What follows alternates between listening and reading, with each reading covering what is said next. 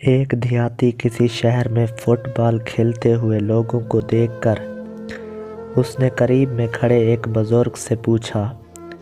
چاچا اس گیند کی کیا غلطی ہے جو سارے مل کر اسے لاتوں سے مار رہے ہیں؟ ان بزرگ نے